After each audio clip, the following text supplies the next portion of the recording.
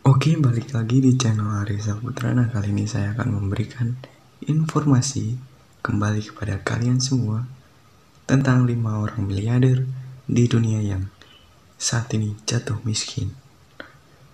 Oke, apa kabar kalian semua? Semoga kalian semua bisa sukses jadi miliarder tanpa kalian harus jatuh miskin. Oke, nggak usah berlama-lama, kita langsung aja mulai ke yang pertama. Yang pertama orang miliarder yang kehilangan harta mereka yaitu Bernard Lawarche, biasa dipanggil Bernie Madoff. Bernie dulu merupakan pengusaha dan mantan kepala bursa saham Nasdaq. Selama lebih dari 20 tahun, dia dikenal sebagai raja modern. Skema bisnis Ponzi sebelum ditangkap pada 2008. Bernie didakwa atas tuduhan penipuan sekuritas hingga pada 12 Maret 2009 dia mengaku bersalah atas 11 tuduhan kejahatan penipu ribuan investor melalui skema Ponzi secara besar-besaran. Pada 2008, krisis keuangan menyebabkan rencana Bernie gagal menarik lebih banyak klien. Sedangkan likuiditas minimum di pasar mendorong investasi federal menemukan nilai penipuan senilai 64,8 miliar dolar AS atau 91,8 triliun rupiah. Diperkirakan bahwa selama tahun-tahun operasionalnya, Madoff mengumpulkan miliaran dolar kekayaan pribadinya. Oke, kita masuk ke orang yang kedua, yaitu ini perempuan. Dia bernama Elizabeth Holmes. Pada 2015, Elizabeth Holmes, seorang penemu dan pengusaha Amerika, dinobatkan sebagai miliarder perempuan termuda.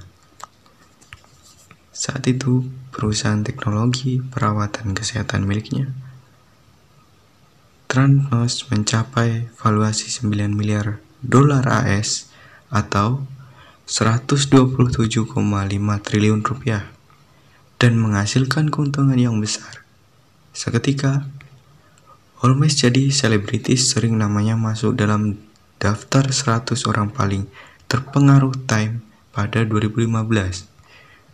Tapi kejayaannya berlangsung singkat, sebab penyelidikan federal membayangi perusahaannya dengan tuduhan berpotensi menyesatkan investor tentang Theranos. Karena tuduhan ini, kredibilitas dan kekayaan pribadinya terpukul serius. Forbes mendevaluasi kekayaan pribadinya menjadi nol dan Fortune menjuluki Holmes sebagai salah satu pemimpin dunia yang paling mengecewakan. Dia juga dilarang dari posisi manapun di perusahaannya selama 2 tahun oleh Pusat Layanan Medicare dan Medicaid. Oke, kita lanjut ke orang yang ketiga, yaitu Allen Stanford. Robert Allen Stanford adalah mantan pemodal miliarder yang sekarang menjalani hukuman penjara 110 tahun sejak 2009 setelah dinyatakan bersalah dalam penipuan besar-besaran. Dia adalah ketua dari perusahaan jasa keuangan Stanford Financial Group yang sekarang sudah tidak beroperasi.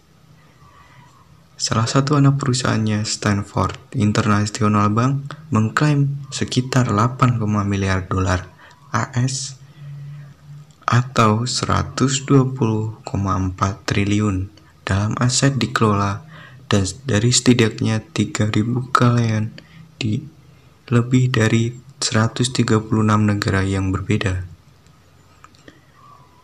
Semuanya dimulai pada 2009 ketika Komisi Sekuritas dan Pertukaran Amerika Serikat (SEC) meluncurkan penyelidikan terhadap Alan Stanford dan perusahaannya.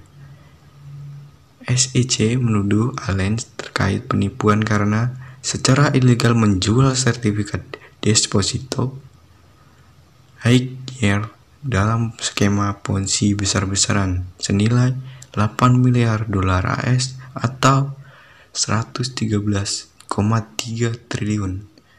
Dia akhirnya ditangkap pada Juni 2009 atas tuduhan penipuan surat dan uang yang menghalangi pengadilan. Kita ke orang keempat, yaitu B.J. Gulfur Gudmundsson. Krisis perbankan 2007-2008 mempengaruhi Islandia lebih dari negara manapun di dunia. Semuanya dimulai ketika ketiga bank utama Islandia gagal membayar pinjaman mereka pada akhir 2008. Pada akhirnya menyebabkan kerusuhan ekonomi dan politik besar di Islandia selama 3 tahun. B.J. Gulfur Gudmundsson yang merupakan orang terkaya kedua di Islandia sebelum krisis memperoleh sekitar 45% saham Landsbanki, salah satu dari 3 bank terbesar pada tahun 2002 menurut Forbes pada Maret 2008. B.J. Ford menduduki peringkat 1014 dalam daftar orang terkaya di seluruh dunia dengan total kekayaan 1,1 miliar dolar AS atau 15,5 triliun. Menyusul pecahnya krisis keuangan di negara itu,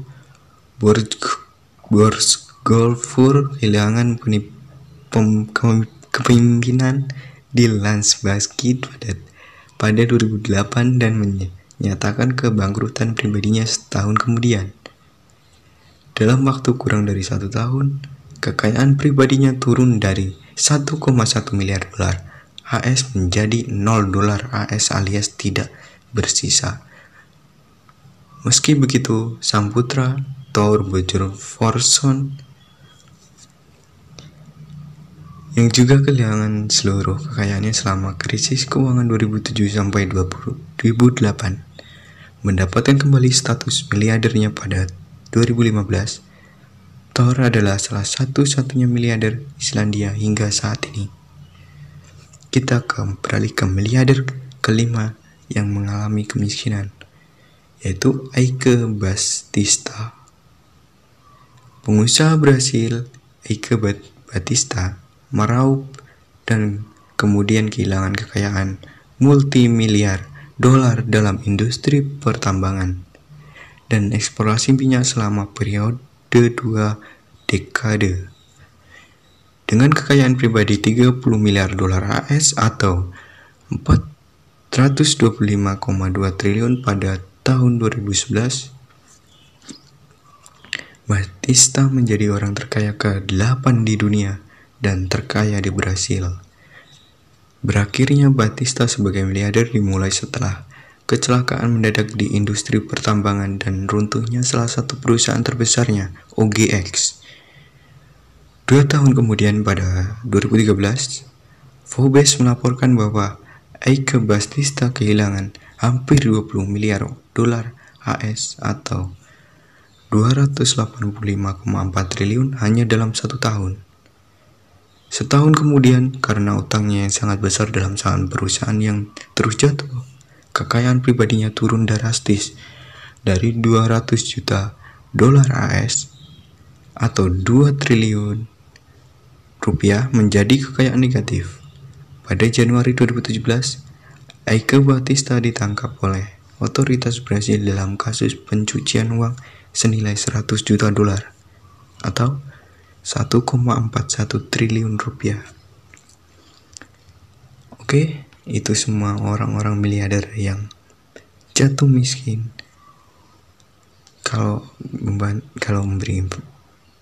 Jika info ini membantu Anda, jangan lupa di subscribe. Semoga kalian bisa sukses tanpa mengalami kegagalan, tapi tidak ada kesuksesan tanpa kegagalan. Oke, sampai ketemu di video berikutnya.